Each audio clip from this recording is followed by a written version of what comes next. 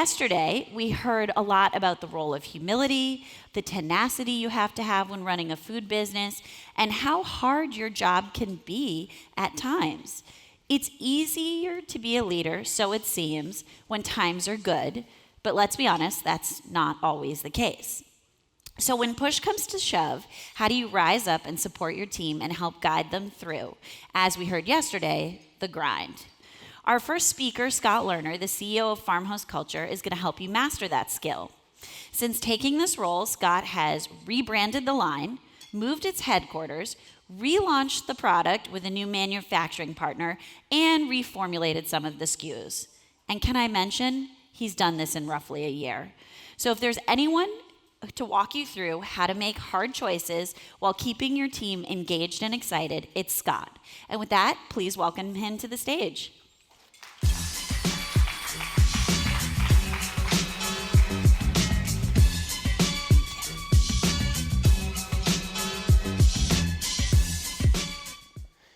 Good morning. First of all, thank you to Carol and Jeff for inviting me to speak this morning. It's always an honor to be in front of my peers in the community and spread some wisdom and some experiences that I've had over time. As a brief introduction to my background so you can understand where I'm coming from, I've had the opportunity to start my own business in 2008 and ran that for 5 years and exited it. Worked in the green household cleaning products industry for a little while, and then I started to migrate over into private equity. Recently, before this company, I was working with VMG on a company called Colonel Seasons and exited that, and then took over Farmhouse Culture about a year ago. Before I got into smaller entrepreneurial opportunities, after college, I actually was in the Marine Corps for 5 years, so I was an officer. And you'll hear about some of the lessons learned, and I applied over to the business world. After that, I spent 12 years in big CPG, so Kimberly-Clark, ConAgra, PepsiCo, and so I have a background in both large company and small company, and I try to apply lessons learned from both those worlds as I move forward. So currently, I'm the CEO of Farmhouse Culture. We'll talk about that a little bit, and we'll talk about some other of my previous experiences. So my team knows I like to use military analogies quite often, and they always look at me with gazed eyes and what are you talking about? But there is a lot of crossover in terms of language, strategy, whatnot, from that world to the business world. So I direct your attention to this slide and give you a little bit lesson on what an ambush is. And this is as it relates to a combat scenario, and we're going to talk about in the business world. So essentially it's you're walking down a path or you're driving down a road and someone's hiding and ready to jump out and, attack you. And you don't know where it's coming, you don't know when it's coming. And the basic principle of what we were taught in the Marine Corps is the one way to get out of an ambush is to fight your way out. If you stay stuck in the middle or you try to retreat, that's the worst case scenario that you can ever envision. So you have to do everything you can to push forward through that ambush so that you can get out through the other side. So with that being said, there are many business ambushes that we'll encounter probably on a daily, weekly basis as entrepreneurs, as small business owners, as growing, emerging companies. Some of these are raising capital, rising food costs, when a manufacturer gives you a price increase out of the blue. I'm sure everyone's experienced that. When a team member leaves unexpectedly, when you need to hire new team members, when your competitors are moving against you. We can't forget that we're not working in isolation. Our competition is making moves against us, and we need to counter those. So all these things I wish, from my experience, would have been planned out, but in reality, they never are. I mean, I think, actually, I was talking to Brian, my VP of Marketing, this morning, and not a huge ambush, but a question that came up just this morning as one of our salespeople are going into a meeting on the East Coast. So these things pop up all the time, and I'm sure you've all experienced them. So what I want to talk about today is some of the ways that I fight through these business ambushes, some of the lessons learned, some experiences I have had, and I'm just going to be really transparent and blunt with you because everybody who knows me, that's how I operate. When I was coming up, starting my own business, Selixer, I looked for mentors that would give me the straight scoop and not kind of blow you know what up, you know what. So that's where we're going to go. This is another lesson that we learned in the military. Everyone has a plan until they get punched in the mouth, and no plan survives first contact. So if you remember Mike Tyson, for those that are old enough to know Mike Tyson, he was the heavyweight champion of the world and had packed quite a punch. The lesson here is that we think we launch a plan, we do a marketing plan, a business plan. Once it goes in the market, you don't know what's going to happen. So you need to be ready to react to that and be able to maneuver and look out for those business ambushes. Hopefully, if you have an experienced team or you're experienced, you can kind of forecast some of those ambushes and build it into your plan. But in reality, that just doesn't happen. How many times have we done packaging and wish we would have changed something, and we either write it off or flow it through or try to find some other outlet for it? How many times do we wish the formulation was different or pricing changes right after you do a formulation? I'm looking at Bill, he's nodding his head, so I know I'm not crazy. But these things happen, and some of it can be controlled and some of it can't. So the reality is we have to control what we can control. So what do? I've kind of formulated an approach over the years. And it's funny, a lot of my team members, especially my younger ones, always say, like, why aren't you freaking out, man? And I say, first of all, nobody's going to die, right? And we're going to figure it out. And that's, I think, the first thing that I do is take a deep breath and kind of assess the situation. But more importantly, it's being decisive. Early in my career, I think I would have spent a week on trying to solve a problem, and by then the problem had changed, or the solution that was needed, is different. So what I've decided is, okay, be decisive, push my team to be decisive, but go through some practical steps to come up with a decisive decision. So it's not just making an ad hoc decision. So I talked about don't panic. That's first thing, right? There's no comparison to business to war, but there are scary things in business, especially when it's your business or you don't have a lot of capital or whatever the might be. But the biggest thing is don't panic. Take a step back, really diagnose the issue, and make sure you're solving the correct problem. I think when I worked at the big companies, they always taught us to make sure you're solving the right problem, because sometimes you're working against a problem that isn't the one really to solve. It's really something different. So it's take a step back, diagnose the issue. Solicit outside feedback. If you have a board of directors, it's a great way to use your board of directors. I can't tell you how many times I call Tyler up. Maybe it's late at night, maybe it's early in the morning, and say, hey, what do you think about this? So it's a great way to get another point of view. Ask your team for feedback. Ask mentors that you have within your network. I can guarantee you within this room or within your network that each one of us has experienced a similar ambush over time. So how did you deal with it? We have situations with retailers all the time, and I'm like, Dave, go call one of our 301 Inc. partner companies and ask their VP of sale what happened. We're going to a new account. We get a new category in the Target. How is Perfect Bar growing there? We went into Walmart last year, so we called Perfect Bar's head of sales and said, hey, what's the best way to go to market there? Because we feel like the fees are too high. So use your network, get outside feedback, formulate an action plan. Really put it down on paper and say, okay, how are we going to approach this? And take your team through that. Weigh the financial impact. Where are you in your plan? Are you up? Are you down? Are your margins above your target? Are they below? Where's your capital? How much cash do you have?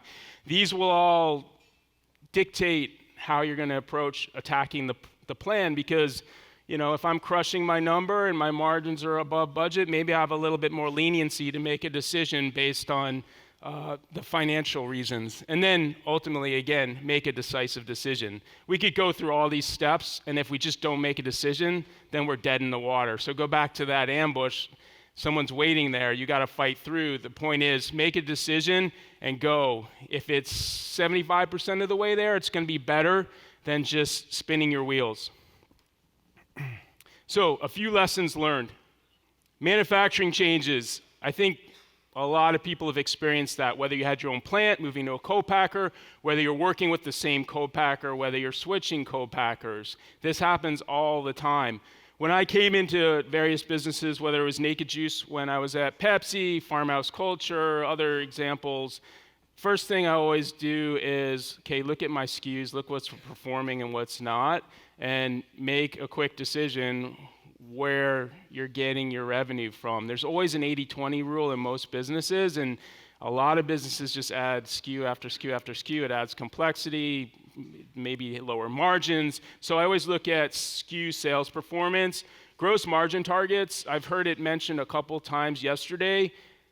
I can't stress enough how that needs to be sort of how you run your business, how you dictate what you're going to do. We all think, okay, we can start with a 20 margin and it will go to a 40 over time through efficiency, scale, whatever it may be. The reality is, like, that's really difficult to predict, and it's probably not going to happen. And it's really difficult to run a business at like a 20 gross margin because you're going to need a lot of cash over time. So if your plan says, man, we got to be at a 35 margin or a 40 margin, don't violate that and use that as a benchmark moving forward to solve the problem of your ambush. Understand your limitations. So I've been in a couple situations recently where we were migrating maybe away from our own manufacturing to a co-backer, and yeah, in a perfect world, we'd love to match up old to new, but processes are different, costs are different, and you just, in reality, can't always match up what you're doing, making yourself going somewhere else. So you need to understand the limitations and work within those, and I talk about a lot about innovation within a box. Create those parameters and then get really creative within those parameters and solve the problem. Removing roadblocks, whether that be financial, whether that be from a partnership perspective, those are things to do. And then just get creative, right? There's always a way to solve the problem. We just need to think creatively, but if we create those parameters in terms of the manufacturing process, the ingredient list, like I go to my R&D guys all the time and like, this is what I want. And he's like, well, I only have 50 cents to spend. I'm like, okay, well, go figure it out for that 50 cents and, get creative. And so if I didn't give him those parameters of like, go spend the 50 cents, he'd spend 2 months creating stuff that wasn't financially viable for us. And so that's where we really get focused on having those guardrails. Building the right team. This is probably the number one thing that's going to make or break you. And what I've learned over time is you got to right-size your business. I've started businesses, I've come into businesses with different teams, and sometimes they were right-sized and sometimes they weren't. Recently I had to make some tough choices in terms of moving people out, moving people in based on how we were restructuring our business. And that is going to really make or break you as sort of that business ambush, because that's cash going out the door every single day. And if it's not driving revenue for you and it's not right size, then it's going to be difficult. I mean, the rule of thumb is for every $1 million of revenue, you have one head count. It's kind of a good guidepost to go by, but that's something that you really need to focus on. I like to look 1 to 2 years out, not 5. I've been in situations where I come in and, you got a CFO, a VP of sales, a VP of marketing, all these senior positions that are making a lot of money, and you're a sub $10 million brand. Like, it just doesn't make sense for the time. Now, as you grow, it probably does. And unfortunately, sometimes you got to prune and change and whatnot. But if you set yourself up for 10 years from now, you'll run out of money before you know it. And so that's another lesson that I learned. Make sure you evaluate your cultural fit. So when a new leader comes into the organization, when you bring new people in, sometimes, unfortunately, the existing team doesn't fit the direction that you want to go. And I guess, you got to make changes, right? Because if people are what's going to drive success at the end of the day, then you need to make those hard choices at the end of the day. So what is your cultural fit? But really understand what it is. I mean, it's not having a ping pong table and going to drink beers. It's like, how do you want to, what speed do you work at? What skill do you need? And where do you want to go spend the money? You know, my board always says, okay, here's your pot of money, right, for SG&A. My job is to divvy it out. Like, do I want a stud in marketing like I have now? Brian, there you go. In sales, and want to go a little bit more inexperienced in maybe R&D or ops or vice versa. And so those are the things that you need to understand is how you move the money around. Trust your gut. I think I've gotten good at this, no pun intended, from Farmhouse culture. But, you know, hire slow, fire fast. Unfortunately, like when I came in here, I let go of 2 people the first day I came on board because I knew it just wasn't financially viable for us, maybe not a good fit, maybe how the structure was. But you just got to do it. And my gut told me before I even got in there, that's what I was going to have to do. It sucks, and I never want to do it, but it made sense for us. It made sense for them. In some way in this weird world, everything works out. You know, I've had people that I've let go and literally found them a job the next week that's a better fit for them. So trust your gut is super, super important. And then the last point here, hire slow, fire fast. I kind of talked about that, but I do that a lot now. I use my network a lot. I was talking to Dustin and Josh yesterday because I tend to find a lot of people through my own network in the key spots, and it's really important because it's almost like pre-vetted. But I take time to do that, and so, like as an example with Brian, I knew I didn't need a VP of marketing until I kind of got through all the blocking and tackling stuff on this business, because if I don't have product to sell at a good margin, what's the point of marketing, right? So I knew at some point I'd need a senior level marketer, so I started having lunch with this guy 6 months before I hired him, and so that's like 6 months worth of like interview time, not an hour coming in, because that's risky, right? And that happened to me before. That's happened to me before, where like this person's awesome, I gotta hire him, and then 2 weeks later you're like, yeah, that was a bad call for whatever reason, cultural fit, whatever it might be. But by taking your time, knowing that if I'm a startup and I know that in 2 years I'm going to need a true VP of sales, start talking to people and start vetting them out. I think that's really, really important, because when you need them, that's when you give them a call. Brand repositioning is another ambush that comes up a lot. I think undoubtedly any marketer, especially when I was in big companies, it's like the first day you're on a new brand, it's like, oh, we got to change the packaging, or we got to reposition the brand, right? Because someone's like, okay, what else are you going to do? Same thing when you take over a new business, because you feel like it's a fresh start, right? But I think the key thing here is like, do you need it? Why do you need it? Go back to those steps that we talked about. Diagnose the problem, get outside feedback, ask your board, and say, hey, what do you think? Like, to be honest, if I called Tyler up and he said, hey man, I think everything's cool, like let's not change the brand, let's not change the packaging, we probably wouldn't have done that. But my board concurred with me on Farmhouse culture specifically that we need a change for various reasons. We were making some changes in manufacturing. It had some retail shelf issues and whatnot. So we made that change, but I've made the mistake in the past where like, man, I probably didn't need to do that, and that was a waste of money and resources and time, and I could have put my energy in other areas.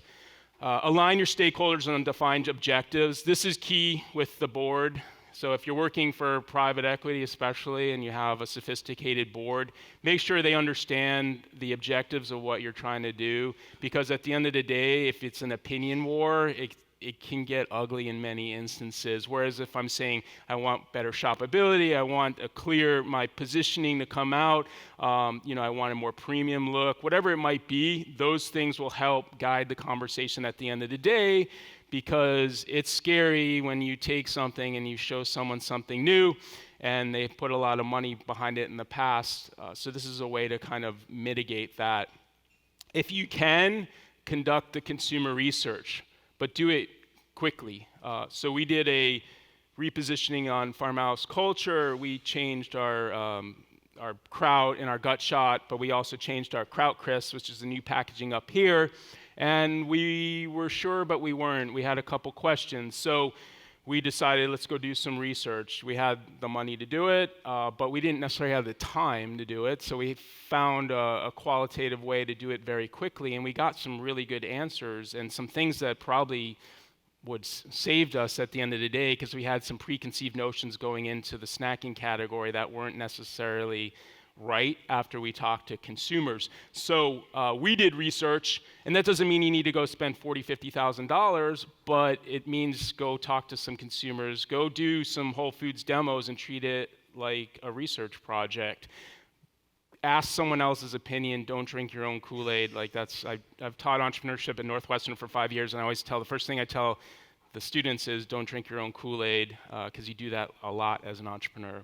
And get some retailer feedback. That's helpful as well. We brought some ideas into retailers, and they're like, no. And so, of course, you're going to change it when Whole Foods says, hey, what do you think about this? So that's another lesson learned. So thank you for your time, and I know Carol's going to come up and chat a little bit, but I really appreciate it, and I've enjoyed the 2 days. And if you have any questions after this, I'd be happy to answer it. Thank you.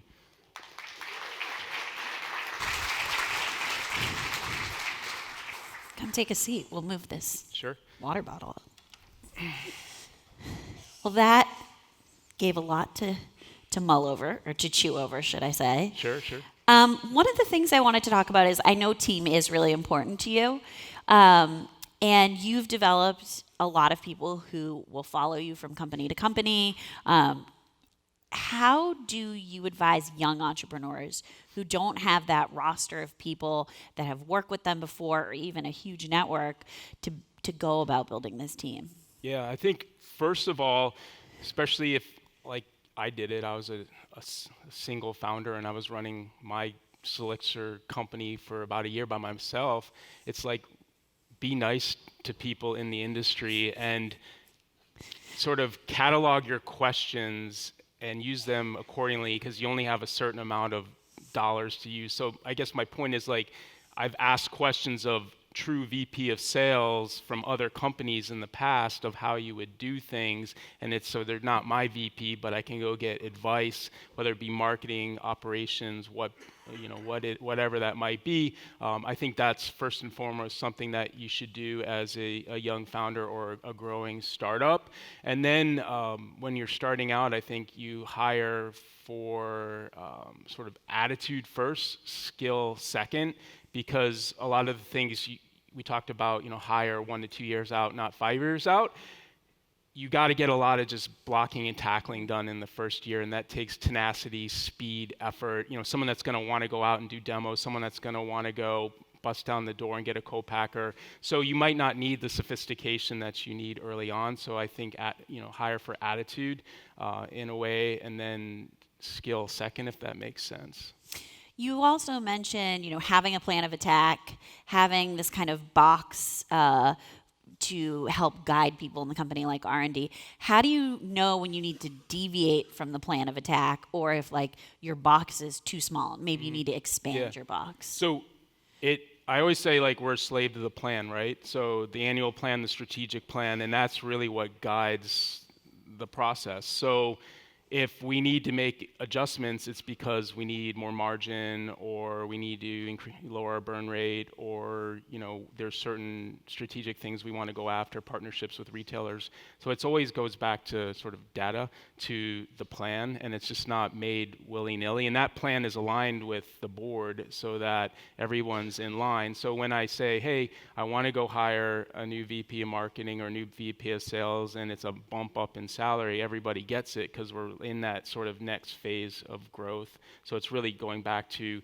having everything on paper. I always say to entrepreneurs, there's no one telling you can't go do this exercise on paper. It doesn't require any money. All it requires is time and effort, and so go do it on paper. And so that's what we do. There also was kind of the reference between trusting your gut and soliciting feedback. at a certain point, you kind of get feedback overload, and you have to go to your gut. Yeah. So how do you figure out when enough is enough, and you just Sure. have to say, okay, I've gotten all the Yeah. feedback I'm going to get, and I'm going to move on from here. To me, it's where you're at in your career and your experience level. Like now, I make calls right away, and my team. I don't keep any emails in my inbox. Like I have a Inbox zero. touch piece of paper once, and my team freaks out a lot, and they're like, "How do you make decisions so quickly?"